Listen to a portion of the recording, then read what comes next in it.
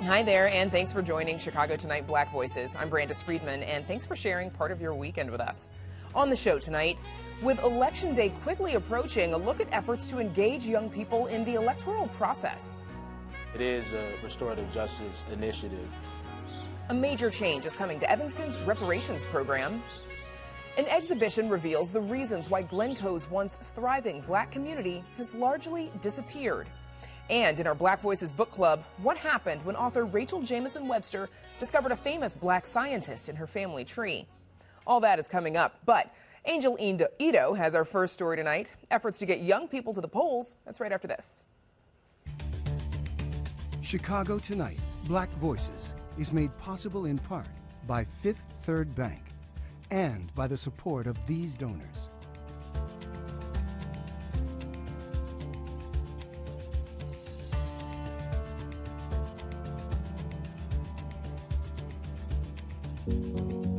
At Fifth Third, we believe when diverse voices are heard and empowered, communities are made stronger, lives are made better, and the future holds greater promise for all. That's why we're proud to support Chicago Tonight Black Voices. Together, we can make a difference. Together, we can drive change.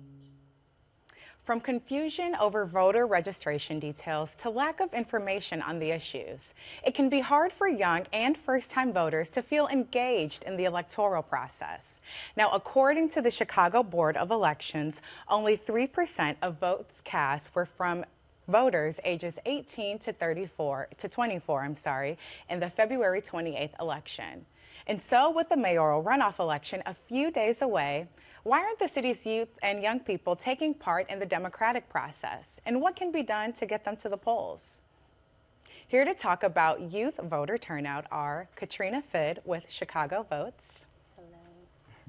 And Jamal Ray with Communities United. So Katrina, let's start with you. I know on Tuesday, Chicago Votes had a party at the polls vibe going on. Tell me a little bit about that and how you all made sure that first-time voters specifically made them feel comfortable at the polls. Yeah, so voting for the first time can be intimidating. A lot of people go in with the assumption that they have to know everything about the ballot and everything about the electoral process to participate, and that's not true. So Chicago Votes, we have a program called Parade to the Polls, which has now grown into a plethora of other things, including Party at the Polls. So this past Tuesday, we worked with 13 different high schools around the city and bused students to Maggie Daly, which is an early voting site. And while they were there, we had a DJ, giant inflatables, a red carpet, music, and a student rally so that young people could feel empowered, hear from their peers about the importance of voting, and then go and cast votes directly there as well. I want to ask a follow-up to that. What did you find that the youth were most confused or unsure about in that process, really outside of voter registration and maybe lack of awareness on the issues? Just how are they feeling about this experience? Yes, I think that now with the runoff, with there only being 2 candidates, that does simplify things and make things easier for voters to conceptualize. However, there are still a number of barriers, including misinformation around IDs you can use to go vote, having the confidence to go vote and then advocate for yourself if there's an issue, if you're being told you have to cast a provisional ballot when you really don't, if you're being told you have to show an ID when you really don't, and just kind of having that sense of confidence and self-efficacy. And then there's a lot of other practical reasons. The polls are open until 7 p.m. on Election Day, 6 p.m. during early voting. That's a lot of people work. They have jobs right after school. They have sports. So unless they have the transportation and a plan to get there, it might not be top of mind. Jamal, I want to go to you because I know that you actively work with Communities United, but you are also a first-year architecture student at IIT, and I know that we talked about how investment in development and infrastructure is an important issue for the youth. Can you tell me a little bit more about that? So the investment in development and infrastructure, it's important to the youth because when architects design a building, it's not the building that they're designing, it's the purpose of that building. So buildings like community centers, mental health facilities, it's all important when the use of those buildings is targeted towards the youth and how they can have a place to be when there's nowhere else, when there's nothing else to do. So the development and infrastructure is really powerful when you're talking about an architecture's perspective, definitely for things to do as far as outside of school and outside of home, because we really want somewhere to be. And it all starts with how Chicago is investing in the youth with the designing and infrastructure of, buildings that has been brought up, such as like community centers, mental health facilities, and other buildings that will definitely be poured into the youth. So instead of building towers, why not build community centers for youth? Absolutely. Katrina, going back to you, what other issues do you find that the youth are really concerned with? I think probably investment in education, public safety are two issues off the top of my head that I can think of. But what has your research shown? I just want to echo the point that he made, because I think infrastructure is a super important aspect of what young people are asking for, especially in terms of things like public safety and education. People have different ideas around what public safety means. And when we're hearing from young people, we're hearing young people want to hear about alternatives to the police. They want to hear about mental health centers being opened up, because that's a form of public safety. They want affordable housing in their communities. They want access to fresh produce. They want to be able to be in the parks and feel safe walking through their neighborhoods. And these are all things that our alder people and mayor have very close ties, and they have power over these things. So it's really important to connect the issues to the people who have power, so that young people understand the importance of their vote. Absolutely. Jamal, I want to go back to you. I know that you also do work with Communities United, and a common issue among younger folk is that they feel that the candidates don't understand what challenges they have because they aren't in the same age bracket. How is your work with Communities United working to help the candidates and the public get your voices out there, the desires that you all have? Communities United is a great help with advocating for youth, but they allow youth to advocate for themselves at the forefront of what, the issues that they want to attack. So like me, as being a part of Communities United, I was out there, put in the work that I wanted to see, like for the difference that I wanted to see. So Communities United has played an important role that allows the youth to take the action to get things done. Absolutely. Katrina, going back to you, thinking about young voters that might be watching this segment and they still may not feel convinced to vote, why would you say that voting in this election is important? Oh, great question. I think that this is probably one of the most consequential elections that we've had in our lifetime yet as young voters. And we are seeing that runoff numbers this year compared to the last runoff we had in 2019, they're much higher. This point in the election in 2019, there were around 80,000 votes cast. Now we're at around 150,000. So we're voting in higher numbers, and the reason that is so important is because young people make up the largest part of the electorate. So we hold the most power in numbers, and if we show up to the polls, we can really decide how this election is going to go. And going off of that, there are two very different candidates in terms of not only identity and experience, but in terms of political beliefs and organizing strategy. So it's kind of there's a clear line between the candidates, which makes it a little bit easier to find someone who identifies with your values. Absolutely. And as we head into the runoff election, what additional work is Chicago Votes doing to help young voters get to the polls? I know you worked with CPS students, but thinking about youth that are not in school. Yes. So we've been hosting our parties and our parades with high school students. We've been hosting events at community colleges throughout the city to mobilize them to vote. We also do a lot of work in the jails because people being held pre-trial have the right to vote. So we distributed our voter guides to people in the jail in addition to people throughout the community. And then elections were held in the jail, and we kind of oversee and make sure that that process runs smoothly. So we're really trying to get young people where we know they're in school. Unfortunately, we have a lot of young people incarcerated. And then we're also partnering, like distributing voter guides in fitness centers, yoga studios, things like that. Our voter guides March Madness themed. So we're trying to go to where young people are and have the conversations with them instead of being like, go vote, come find us if you feel like it, Making it accessible. Yeah. not making it difficult. Yes, absolutely. Well, our thanks to Katrina Fidd and Jamal Ray. And don't forget to visit our WTTW News Voter Guide for more information on the candidates for mayor and city council. You can search by name, race, or ward and find out where candidates stand on the issues in their own words. Just visit WTTW.com/voterguide. Up next, a big change coming to a North Suburbs reparations program.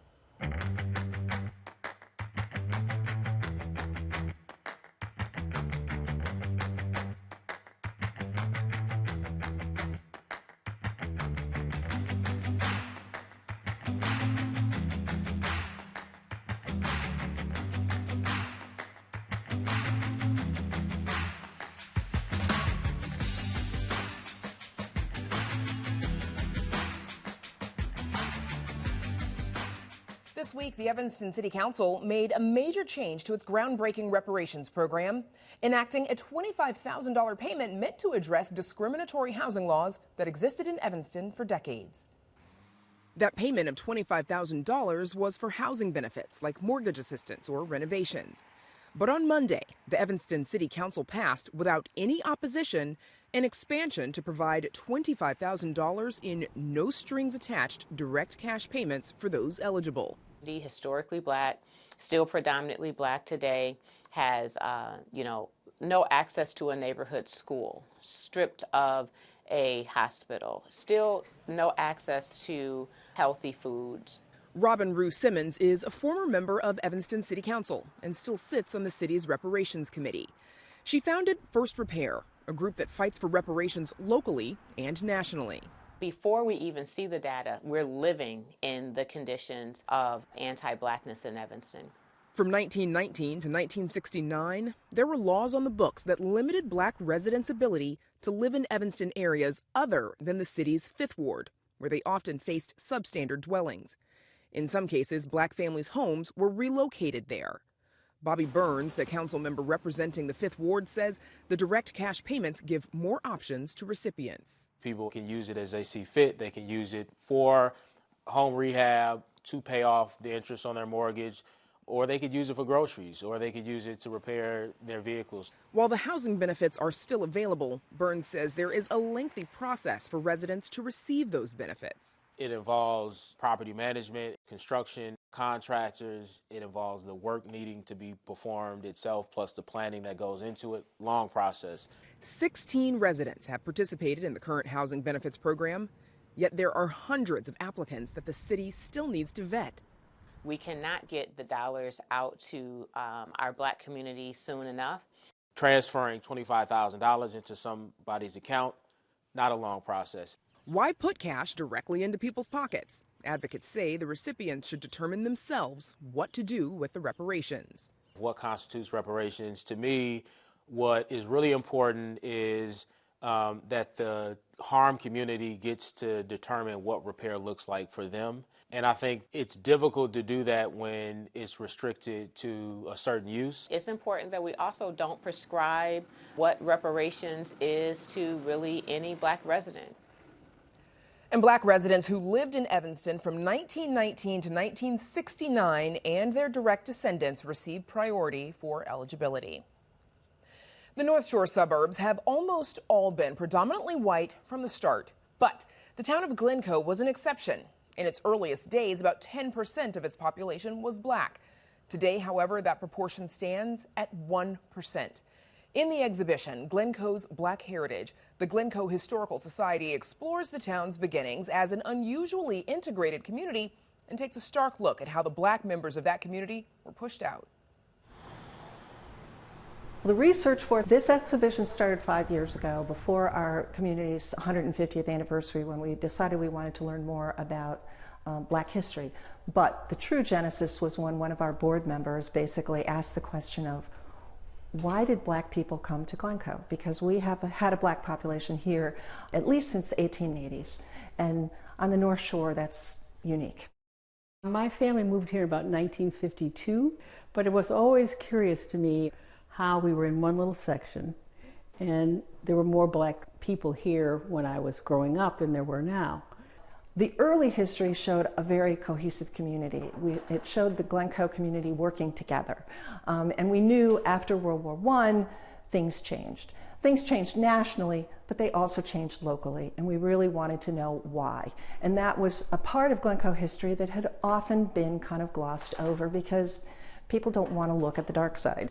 So we've really been focused in on that, and more recently have tried to determine exactly why the Glencoe black population decreased dramatically between 1920 and 1930, and why there aren't more blacks in our community today. When I think about where I grew up, it was very safe, very easy for us to walk around the community as kids. We never had any issues in that regard. But when I think of what was there, and that is a loss that we'll never gain back. But it does sadden me to know the true history. I think that it's important to know the history of Glencoe, even though it may not all have been the best. I mean, it is the history of what we have. We learned a lot of lessons by looking at our community and learning about what worked in the early community and made us a really cohesive community, and also what caused divisions later on. And I think those are really important lessons to be learned. Lord, I never knew that where my dad moved us to Glencoe, what my life would turn out to be. And to be standing here in the Glencoe Historical Society talking about how people came here is kind of an amazing thing. On April 16th, the Glencoe Historical Society will present a discussion on racism in 1920s Glencoe. You'll find more on that on our website. Up next, a local author discovers a famous ancestor. Stay with us.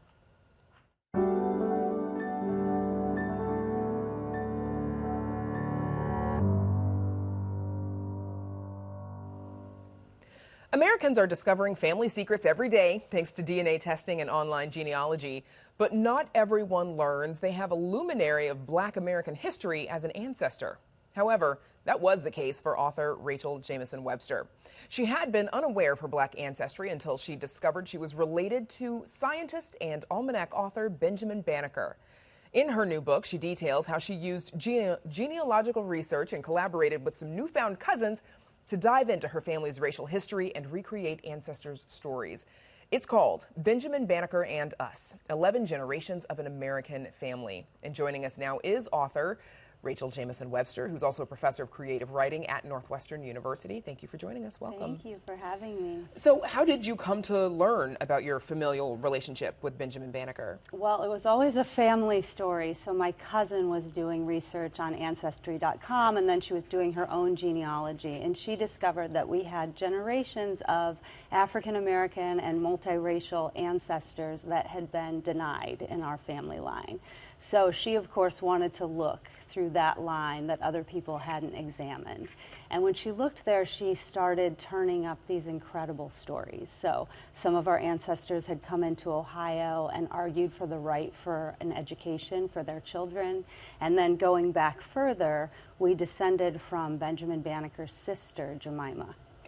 Were you surprised? I was not as surprised as you'd think to learn that we had African American ancestry. I felt sort of I felt like it explained some of my affinities and the kinds of communities I've loved to live in. So I felt happy about it and interested in it. Of course, to find a connection to, as you say, a luminary and someone as brilliant and amazing as Benjamin Banneker, that felt like a lot to take in. So you've got to live up to that, right? Yes. In your process, you met and you came to know a lot of your cousins. What did that mean for you to be able to do that? That was everything. So I found these stories. I wanted to write about them. Any writer would. But I also felt that it was problematic for a white woman to be claiming a famous Black ancestor. So I had a pause of a few years where I did research and I really thought about my way into the story. And then my cousin Edie got in touch with me. She saw a little essay that I had written and said, "We need to talk about our family." And as soon as Edie and I began speaking, it was like we knew each other, and I understood this would be the form for the book. So it would have history, but it would also have present-day conversation with my black cousins. So she introduced me to the rest of the family, and we started talking, and it's been amazing. We're very close. We're involved in projects together still, and it's been wonderful. Tell me a little bit about, you mentioned your cousin Edie. Tell us a little bit about how Edie, some of your other cousins, were incorporated into the storytelling, and how that kind of helped you navigate how to tell the story. Exactly, because I wanted to write about Black history, and I also wanted to explore the laws and the way the laws were set up to basically create divisions and create this fallacy that we weren't related. I wanted to explore all of that, but I also knew that I couldn't write from the experience of being a Black American. So I was in conversation with my cousins, and they very generously shared stories from their lives, they shared the oral histories, and then they shared their own research. So the book has a lot of research chapters about the ancestors, and then every other chapter is a present-day conversation with me and my cousins. The book tells a lot of women's stories, including that of Banneker's mother. What can you tell us about who she was? She was amazing. She was a healer. She was an herbalist. They owned land, so they were free people of color. And Benjamin Banneker, he's growing up in the Revolutionary era, and he's this brilliant scientist and naturalist, and his mother was as well. So she was known to be an herbalist and someone who knew how to heal people in the community. She grew food and sold it at the mill in the area, so she was also very enterprising. And his sisters were as well. His sister Minta was the seamstress, another sister was the midwife in the area. So because he became famous in his lifetime, we have stories about his family members, and that's what's especially, that became very special, to be able to write about the women. It's part memoir, part investigation, part documentation of oral history, part speculative history. That's a lot. Why did you want to take that approach? I wanted to honor different ways of knowing. So we are very lucky, especially for a multiracial family or a family of Black ancestry, to be able to document this family very far back. At the same time, we have oral histories, and the oral history is so important in Black traditions, as you know, because that was a way to preserve the family memories. So I wanted to honor all of that, and then I wanted to bring the ancestors alive and have them sort of be filled out. And oftentimes it would just happen that Edie would be talking through the names and the dates, and I would be having a feeling of a scene. So it was a joy to imagine them. You and the cousins that you've gotten to know through this process, they are, they're like family now that you know them, obviously, and they are family technically as well. But you've had some of those difficult but honest conversations about race. What have those conversations been like? What have they meant? I'm so grateful to them, because I don't think many of us get to be in conversations that honest. So of course there was a group, most of the family were really happy that I was writing the book and trusted the collaborative process. And then there were some family members who really didn't trust me as a white woman. And that's in the book as well. And grappling with that and looking at the history of why that happens. I mean, that's not necessarily personal. It is because of a long history of white exploitation of Black stories. So we put that in, we put the tense moments in, the embarrassing moments, but also the loving moments, and the moments when we knew, we really felt deeply that we are related and we were meant to be working on the book together. But we sort of decided that it all had to be part of the story. You can't write and talk about race without some pain. We can't do it perfectly, but we can try to make a space to do it honestly. The good, the bad, and the ugly. We've got about 30 seconds left. Most of us can probably trace our lineage and find a bunch of mixed ancestry. What does your family's story say about this country in about 30 seconds? I think we are so related. As you said, most of us have mixed ancestry. I do think that the white Americans need to embrace that and face that a little more. I think that my cousins on the Black side, they already knew that about the ancestry. They had thought about what that means to have mixed ancestry in this country, what that means in terms of history. But now I think it's for all of us. For many family members, not just the Black family members. Rachel Jamison Webster, thank you so much for joining us. Thank you. Again, the book is called Benjamin Banneker and Us, 11 Generations of an American Family, and you can read an excerpt on our website. And that's our show for this weekend. Be sure to check out our website, WTTW.com/news, for the very latest. And if you're watching us on Saturday night, know that you can also catch Black Voices and Latino Voices on Sundays beginning at 10 p.m. And join me and Paris Schutz next week at 10 on Chicago Tonight. We leave you tonight with some more from inside Glencoe's Black Heritage exhibit at the Glencoe Historical Society. Now, for all of us here at Chicago Tonight Black Voices, I'm Brandis Friedman. Thanks for sharing part of your weekend with us. Have a good night.